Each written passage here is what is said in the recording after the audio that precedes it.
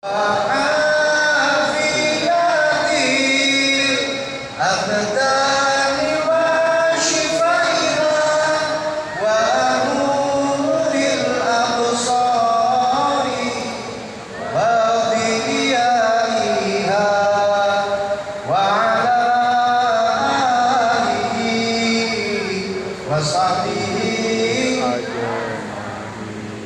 pangapunten kalau memang suara saya tadi dirasa tidak enak, karena itu suara saya nomor 15. Dawuhipun Sayyidina Ali karramallahu wajhah, innallaha la yu'ti 'abdahu 'ilman illa wa huwa syakirun.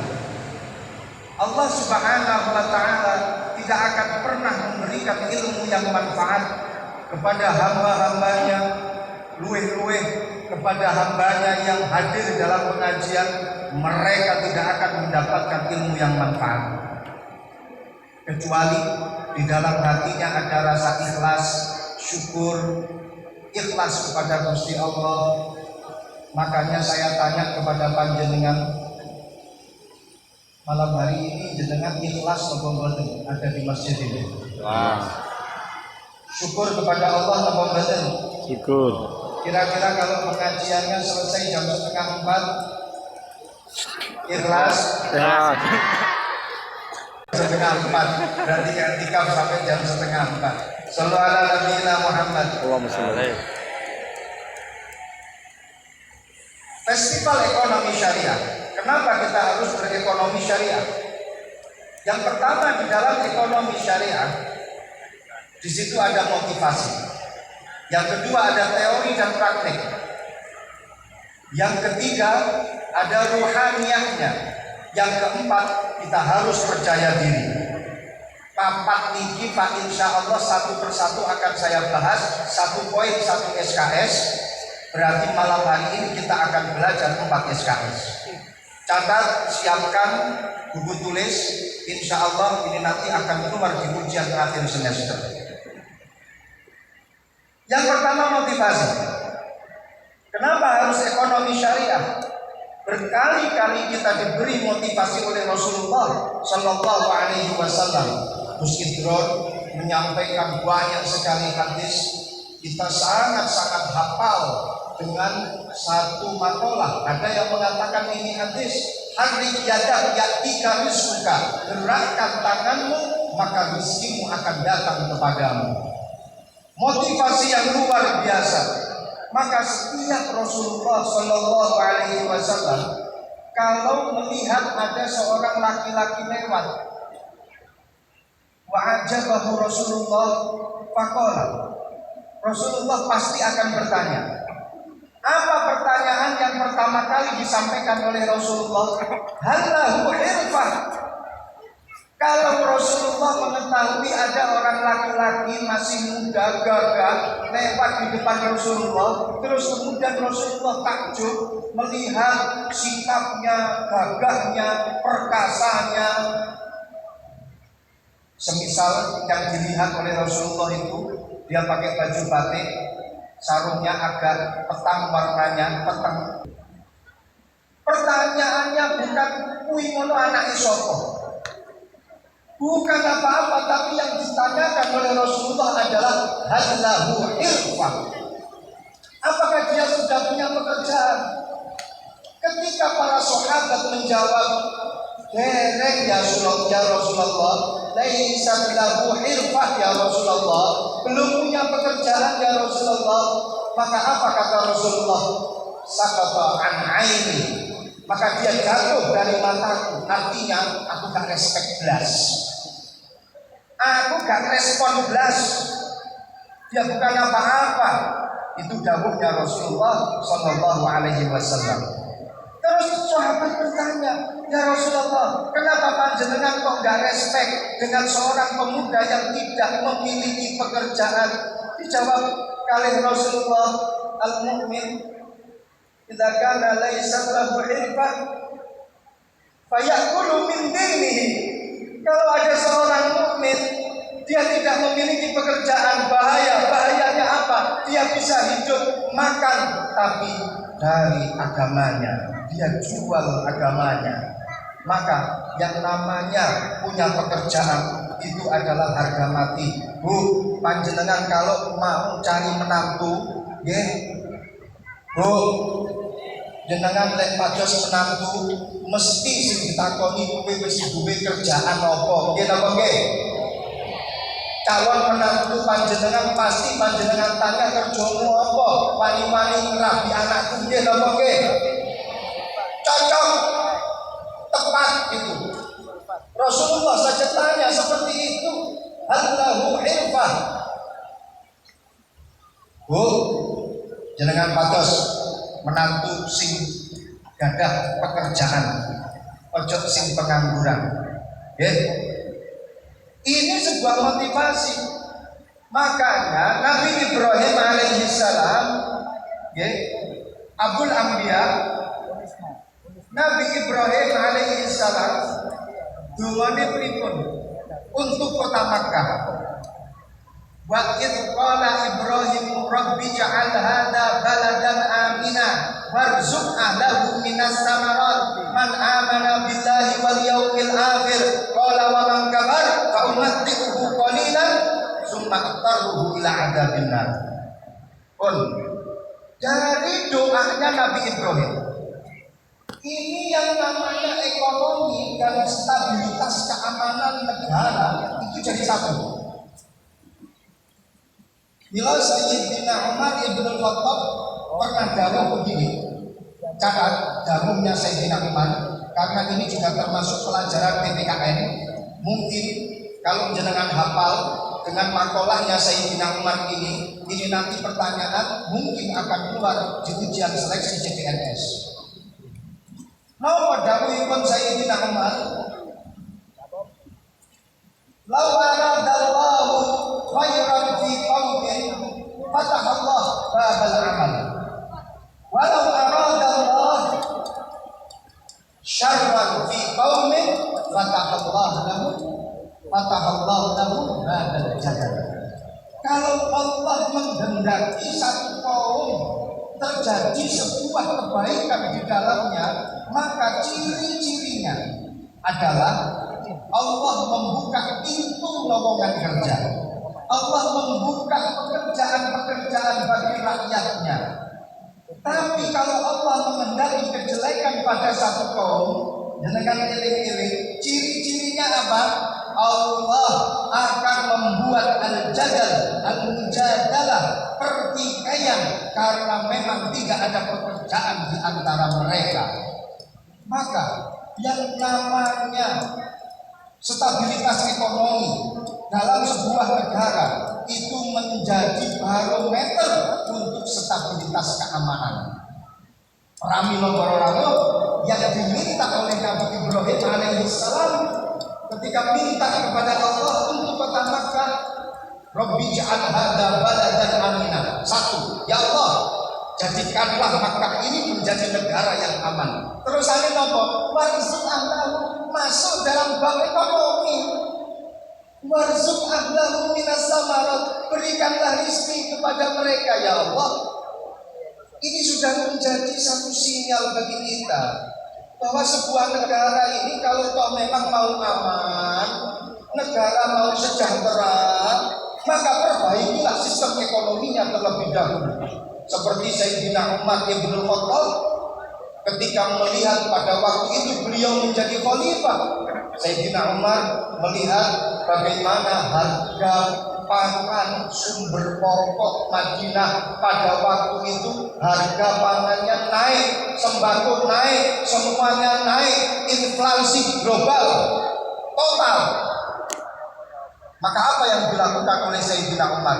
Langsung mengkondisikan harga pokok, mengkondisikan harga pokok untuk sembako, mengkondisikan harga pokok untuk semua kebutuhan pokok masyarakat.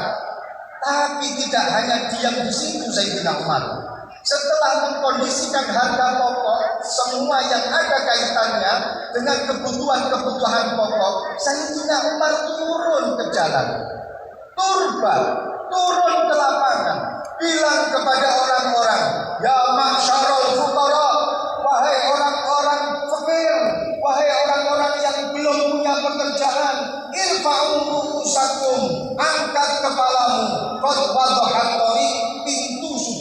terbuka, harga-harga sudah aku kondisikan, kebutuhan kalian insya Allah terkondisikan. Irfa'u ru'usakum qad wadhahat tariq, sudah jelas jalannya. Fala takunu iyalan 'alan nas, maka jangan kalian menjadi beban untuk saudara-saudara kalian. Niki para satu SKS masalah motivasi selesai. Masih ada 3 SKS atau 3 poin pembahasan. Yang pertama, ekonomi syariah adalah teori dan praktek. Tidak hanya sekedar teori saja dan tidak hanya sekedar praktek tanpa teori, tapi dua-duanya ada. Yang ketiga, teori minallah wa praktek minallah alias ruhaniyah. Yang keempat adalah rasa percaya diri kita terhadap ekonomi syariah. Kira-kira mau dilanjut atau enggak? Lanjut atau enggak? Kita perpanjang atau kita perpendek? Dengan musik panjang atau musik pendek? Saya tanya bapak-bapak. Dan praktek ini ada di dalam ekonomi syariah.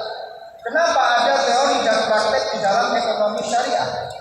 Kita semuanya pasti hafal. Ya ayyuhalladzina amanu idza tadayantum bidainin falyaktub bainakum katibun bil 'adl. Ya ayyuhalladzina amanu idza tadayantum bidainin faktubu.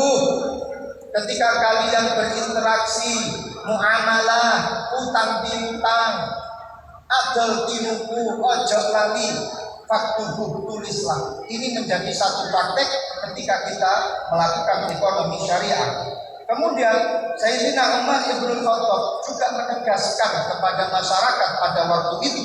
Beliau menjadi seorang khalifah. Apa dawuh beliau? Orang-orang yang mengendalikan ekonomi negara ini, kata Umar Ibn Khattab, malam yatafaqqah fiddin fala yatajiranna fi aswaqina. Barang siapa yang tidak memiliki ilmu dalam berdagang, tidak memiliki ilmu dalam berbisnis, maka jangan sekali-kali berani mengendalikan harga pasar.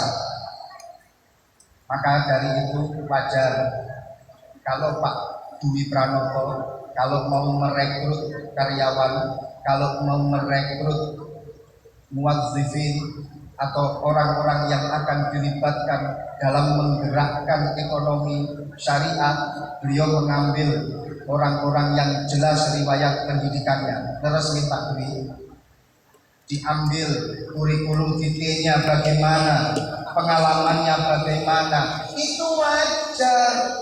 Jangan pun Pak Dwi Pranoto ataupun Pak Budi Hartono, Sayyidina Umar aja melakukan. Ditelok alim enggak ini masalah fikih ekonomi, alim enggak ini masalah fikih muamalah. Maka dari itu, nek pancene orang ngerti babakan masalah ekonomi, orang ngerti babakan masalah piye sih inflasi itu nopo, kemudian apa sih penyebabnya dan lain sebagainya, ora usah dadak kakean omong, apa maneh sampai membuat kericuhan, apa maneh sampai membuat chaos. Serahkan kepada ahlinya, serahkan semuanya kepada ahlinya. Paham apa badan? Paham apa badan? Teori dan praktek ini ada di dalam ekonomi syariah. Para rawuh, Bu, panjenengan Gunung Sewu, Gus. Panjenengan kenal dengan Imam Abu Hanifah? Imam Ibu Hanifah itu selalu mengcombine antara teori dan praktek. Kalau dia berteori, dia pasti berpraktek. Satu contoh, suatu hari ada seorang wali santri datang kepada Imam Abu Hanifah. Beliau ngeluh kepada Imam Abu Hanifah. Kiai Imam Abu Hanifah tadi matur, "Ono apa? Ada apa? Saya ini punya anak mondok di tempat panjenengan. Apa masalahnya?" "Ya Allah, anak saya ini setiap hari ini makannya nggak aturan. Sampai setiap bulan gaji saya ini habis, bahkan tidak cukup untuk kirim wesel kepada anak saya." "Soalnya apa?" "Karena anak saya di pondok panjenengan, rumah bocah pondok. Karena anak saya di pondok panjenengan itu kalau makan itu senengannya daging, susu, keju. Nek diatur seperti ini, saya sebagai seorang wali santri dengan gaji pas-pasan seperti ini, anak saya makan daging, keju dan susu di pondok, saya setiap hari puasa, Kiai. Terus apa yang kamu inginkan? Saya ingin jenengan tuturi anak saya. Panjenengan kasih tahu, kasih pelajaran anak saya, gimana biar tidak boros. Apa jawaban Imam Abu Hanifah? Wahai wali santri, kamu datang lagi setelah 40 hari ya. Nanti baru tak kasih tahu. Ya siap.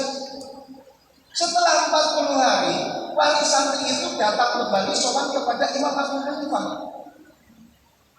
Kemudian tanya, Kiai Imam Abu Hanifah, gimana? Sudah dibilangi anak saya? Apa kata Imam Abu Hanifah? Oh iya, sudah 40 hari. Ya sudah, anak kamu saya panggil. Dituturi oleh Imam Abu Hanifah. Nah, kamu jangan banyak-banyak makan daging. Kamu jangan banyak-banyak minum susu, makan keju. Kasihan orang tua kamu. Ya, rono santri diomongi karo kiai ini. Nggih, sendika dawuh sami wa atokna. Wali santrinya kaget. Ngapain ngomong gitu aja? Gue disuruh nunggu sampai 40 hari. Cuma sak kecap gak ada 1 menit. Saya disuruh nunggu 40 hari. Akhirnya tanya kepada Imam Abu Hanifah, Kiai, kenapa saya harus menunggu 40 hari? Untuk jenengan ini cuma mengatakan seperti itu kepada anak saya. Kata Imam Abu Hanifah, rame-rame. Saya ini juga sebenarnya suka daging, susu dan keju. Makanya saya ngempet dulu selama 40 hari, baru saya mau memberitahu anak kamu. Imam Abu Hanifah, kira-kira jenengan lagi ngomongin wong, itu kados ngoten apa mboten? Imam Abu Hanifah. Makanya Masya Allah, dalam kehidupannya Imam Abu Hanifah, ba'da sholat duha, beliau berangkat ke pasar. Sebelum duhur, mendekati duhur, beliau pulang ke pondok untuk mengajar santri-santrinya. Suatu ketika Imam Abu Hanifah pernah menitipkan barang-barang untuk dijualkan. Tapi ada satu barang, itu ada aibnya, ada cacatnya. Imam Abu Hanifah bilang kepada wakilnya atau orang yang disuruh untuk menjualkannya, nah ini tolong jualkan, tapi satu barang ini tolong kasih tahu kepada calon pembeli kalau ini didiskon 50%. Memang kenapa? Karena ini ada cacatnya. Tolong beritahukan kalau ada yang mau beli barang yang ini. Alhamdulillah, dijuallah barang-barang itu ke pasar, laku semuanya. Setelah laku, wakilnya Imam Abu Hanifah laporan kepada Imam Abu Hanifah. Imam Abu Hanifah, alhamdulillah semua sudah saya jual, ludes dibeli sama orang-orang. Imam Abu Hanifah tanya, yang satu itu kamu sudah declare atau belum? Yang satu itu kamu sudah memberitahukan kepada penjual kalau ini ada cacatnya dan diskon 50? Jawab wakilnya Imam Abu Hanifah, waduh Imam Abu Hanifah, itu lupa saya beritahukan. Akhirnya apa yang dilakukan oleh Imam Abu Hanifah? Niki lek sampeyan kira-kira pripun? Tapi beda banget dengan apa yang dilakukan oleh Imam Abu Hanifah. Hasil daripada penjualan barang yang ada cacatnya itu diambil oleh Imam Abu Hanifah, terus kemudian disodakohkan. Ini luar biasanya. Seorang imam mazhab dalam berekonomi, dalam berbisnis, mengedepankan teori dan praktek. Dan ini yang ada di dalam ekonomi syariah. Dan yang terakhir, dalam ekonomi syariah, ini berarti yang ketiga. Dalam ekonomi syariah ada ruhaniyahnya, ada teori dari Allah, dan juga ada praktek dari Allah. Simpel saja, akan akan saya katakan, kalau panjenengan badannya ada kotornya, ada dosanya, ada khilafnya, cara mensucikannya bagaimana? Betul, dengan berpuasa. Tapi kalau harta kita ada cacatnya, ada najisnya, tidak tahu itu didapat dari mana, mungkin dari perkara yang haram, tapi kita tidak tahu bagaimana cara mensucikannya. Sedekah, zakat, dengan demikian harta kita akan menjadi bersih, suci. Yang seperti ini hanya ada di dalam ekonomi syariat. Mensucikan barang ini hanya ada di dalam ekonomi syariat. Nggak ada ekonomi syariah yang melakukan hal seperti ini. Makanya ruhannya di dalam ekonomi syariah sangatlah kental. Maka dari itu seorang yang ingin rezekinya melimpah, maka dia harus selalu beristighfar. Ini termasuk bagian daripada ruhaniyah kita dalam berbisnis.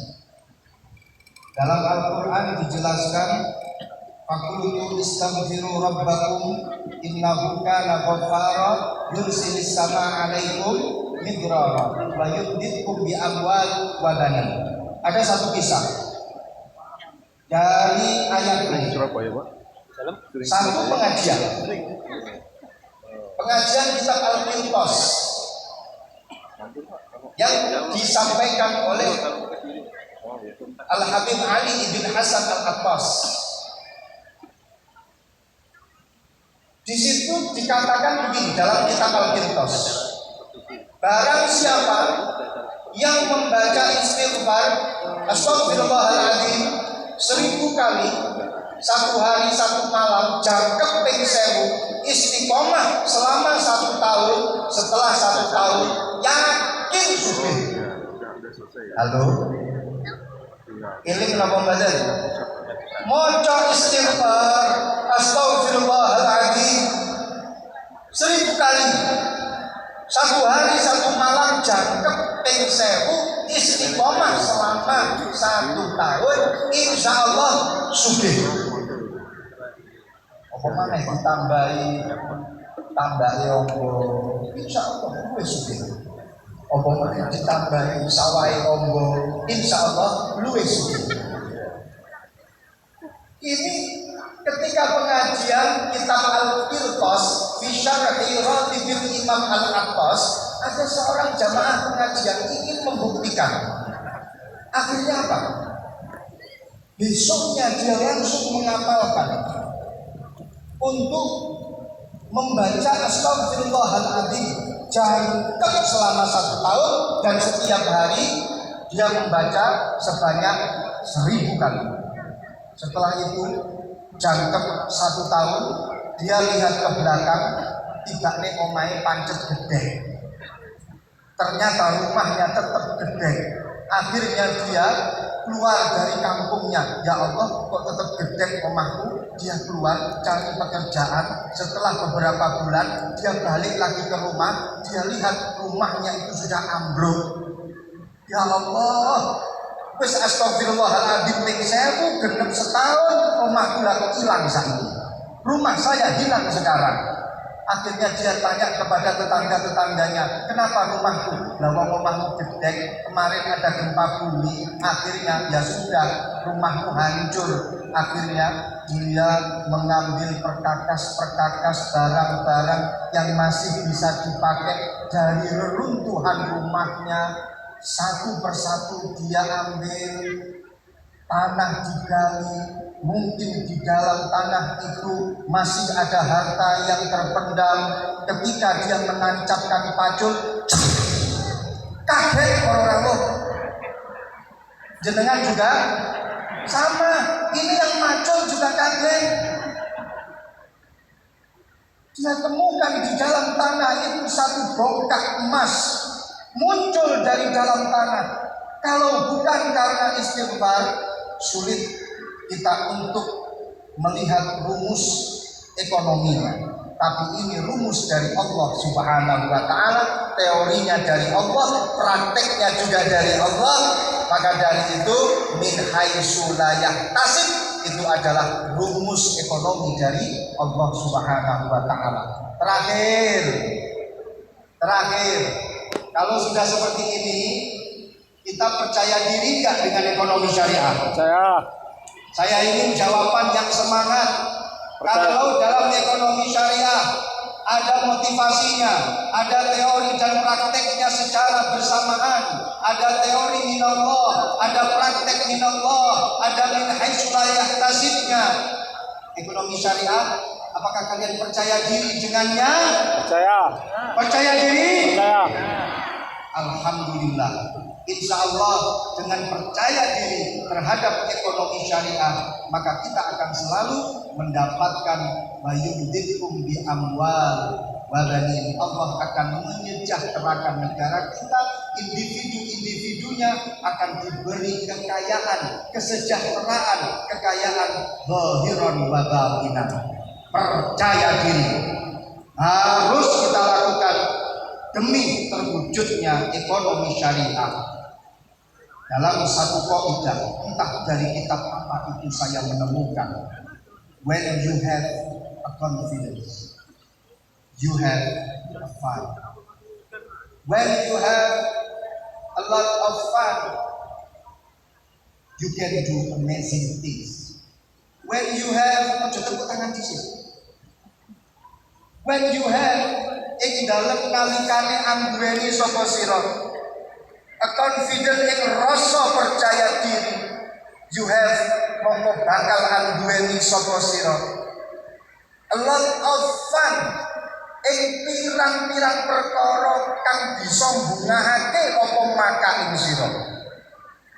When you have lan ing dalem nalikane angguweni sapa sira, a fun ing rasa bunga, you can do mongko bakal iso nglakoni sapa sira amazing things ing perkara kang bisa nggawokake apa maka ing sira.